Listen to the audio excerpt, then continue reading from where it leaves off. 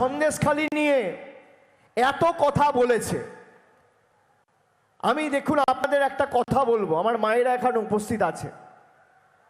তৃণমূল কংগ্রেসের যে কোনো স্তরের যে কোনো পঞ্চায়েতের প্রতিনিধিরা যদি কারোর সাথে কোনো রকম কোনো অপব্যবহার বা দুর্ব্যবহার করে বা ভেবে নেয় যে আমি পঞ্চায়েতে জিতেছি বলে হাতির পাঁচ পা দেখব, কোনো রকম অভাব অভিযোগ যদি পাই আমরা রিয়াত করি না। শেখ শাহজাহানকে সিবিআই ইডি অ্যারেস্ট করেনি, মমতা ব্যানার্জির পুলিশ অ্যারেস্ট করেছে। সুদীপ্ত সেনকে ইডি সিবিআই অ্যারেস্ট করেনি, মমতা ব্যানার্জির পুলিশ অ্যারেস্ট করেছে। পার্থ চ্যাটার্জি জ্যোতিপ্র মল্লিককে মন্ত্রিসভা থেকে বার করে দলীয় ব্যবস্থা অন্য কোনো দল নয় তৃণমূল কংগ্রেস নিয়েছে। আপনি দেখান তো সিপিএম 34 বছর ক্ষমতায় ছিল, একটা সিপিএম এর নেতা অ্যারেস্ট হয়েছে? আপনি দেখান বিজেপি 17টা রাজ্যে ক্ষমতায়, বিজেপির একটা নেতা অ্যারেস্ট হয়েছে? আমাকে দেখান যারা নারীর সুরক্ষা নিয়ে কথা বলে, নারী সম্মান নিয়ে কথা বলে, বিজেপির এমপি সাংসদ ব্রিজভূষণ সিং, যার বিরুদ্ধে কুস্তিগিররা অভিযোগ করেছে ফিজিক্যাল মলেস্টেশন, শারীরিক হেনস্থার, তাকে বড় বড় পদ দিয়ে মঞ্চ আলোকিত করে বসিয়ে রাখে। আর অন্যদিকে মমতা বন্দ্যোপাধ্যায় অভিযোগ পেলে ঘাড় ধাক্কা দিয়ে জেলে ঢোকায়, ব্যবস্থা নেই। এটাই পার্থক্য। অন্যদিকে দেখুন বিজেপির কর্ণাটকের প্রাক্তন মুখ্যমন্ত্রী বিএস ইয়েডুরাপ্পা, তার বিরুদ্ধে পক্সো কেসে অভিযোগ উঠেছে। বিজেপি বার করেছে না ব্যবস্থা নিয়েছে? ইডি সিবিআই ব্যবস্থা নিয়েছে। কুলদীপ সিং সেঙ্গার উন্নাও ধর্ষণ কাণ্ডে মূল অভিযুক্ত, তার বিরুদ্ধে ব্যবস্থা নিয়েছিল, কোর্ট বলেছিল বলে বাধ্য হয়েছিল 5 বছর পরে ব্যবস্থা নিতে। এরা নেয়নি। যাদের টিভির পর্দায় নির্লজ্জের মতো দোকান কাটার মতো খবরের কাগজে মুড়ে টাকা নিতে দেখা গিয়েছে, তার দলে ঢুকিয়ে বড় বড় পদ দিয়েছে। এটাই বিজেপি।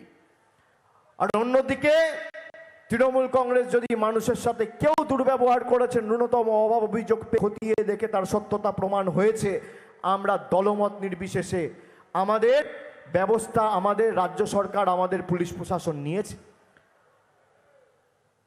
আপনি দেখুন যারা নারী নির্যাতন নিয়ে কথা বলছিল, অভিযোগ ছিল কার বিরুদ্ধে?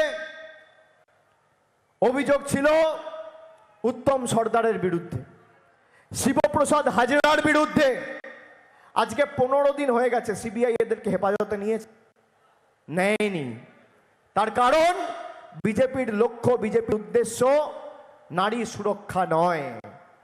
বিজেপির উদ্দেশ্য মানুষকে ভুল বুঝিয়ে তৃণমূল কংগ্রেসকে সাংগঠনিকভাবে দুর্বল করা। তাই জন্য কথায় কথায় সবার বাড়িতে ইডি আর সিবিআই। আরে আপনি তো ইডি সিবিআই পাঠিয়েছেন, আপনি পাঠান, আপনার ইডি সিবিআই কাঁচকলা করেছে আর বাংলার মানুষের কাজ করবে। যত ইডি সিবিআই পাঠাবেন মানুষের লড়াইয়ের মানসিকতা আরো তীব্রতর হবে। আপনি বলুন যাদের বিরুদ্ধে নারী নির্যাতনের অভিযোগ তারা এখন পুলিশ কাস্টডিতে রয়েছে, সিবিআই এদেরকে হেফাজতে চাইছে না কেন? সংবাদ মাধ্যমে তো এত গলা ফাটিয়েছিলেন। জবে থেকে শেখ শাহজাহানকে সিবিআই নিজেদের হেফাজতে নিয়েছে, কোনো সংবাদ মাধ্যম আর সন্দেশখালিতে যাচ্ছে না। কেন? কেন? আপনাদের উদ্দেশ্য কোন রাজনৈতিক দলের নেতা কর্মীরা আর সন্দেশখালিতে যাচ্ছে না কেন? তার মানে আপনাদের উদ্দেশ্য কি ছিল? যে শেখ শাহজাহানকে গ্রেপ্তার করো, যাদের বিরুদ্ধে নারী নির্যাতনের অভিযোগ রয়েছে। আপনারা সেই উত্তম সর্দার আর সেই শিবু হাজরাকে কেন গ্রেপ্তার করছেন না, কেন হেফাজতে নিচ্ছেন না কেন?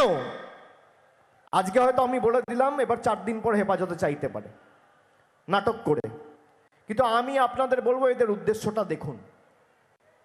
এবং আগামী দিন এই যে একটা অশুভ শক্তি কাজ করছে বাংলার মানুষের বিরুদ্ধে, আমরা তো এই বিধানসভা নির্বাচনেও এই জেলাতেও 2-3টে আসনে হেরেছি। আপনি দেখাতে পারবেন গাইঘাটায় একটা মহিলা বলতে পারবে, বা বনগাঁয় একটা মহিলা বলতে পারবে যেখানে তৃণমূল হেরেছে বলে লক্ষ্মীর ভাণ্ডার পাচ্ছে না?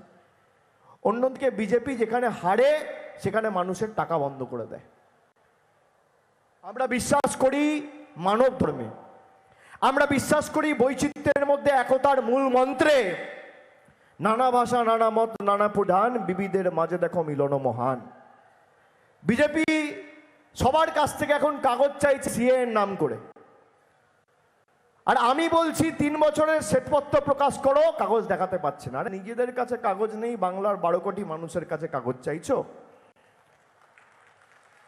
আমি আপনাদের বলছি, এখানে তো ক্যামেরা রয়েছে, বিজেপি ঠিক করুক কোথায় আসবে। সংবাদ মাধ্যমের লোকেরা তো এখন বিজেপির বন্ধু। কোন সংবাদ মাধ্যমে যাবে, চ্যানেল ঠিক করুক, জায়গা ঠিক করুক, সঞ্চালক ঠিক করুক, সময় ঠিক করুক, একদিকে আমি থাকবো, একদিকে আপনারা থাকবেন।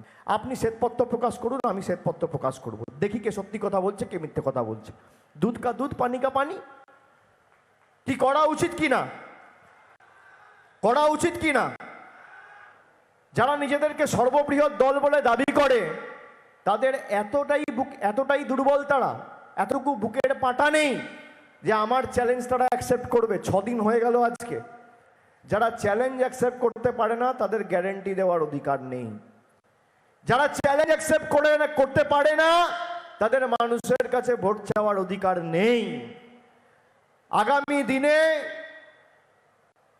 আপনারা এমনভাবে লড়াই করবেন যে বাংলার সাথে থাকুন। আমি আপনাদের বলছি, শুনুন, এই যে 100 দিনের টাকা আমরা দিল্লি থেকে আনতে পারিনি, বিকল্প ব্যবস্থা করেছি তো, হ্যাঁ কি না? করেছি তো, বিকল্প ব্যবস্থা করেছি, হ্যাঁ কি না? 100 দিনের টাকা মানুষ পেয়েছে কি না? যাদের টাকা বাকি ছিল পেয়েছে। 34 লক্ষ লোক বাড়ির জন্য অ্যাপ্লাই করেছে। লিস্টটা ছিল প্রায় 51 লক্ষ 52 লক্ষ।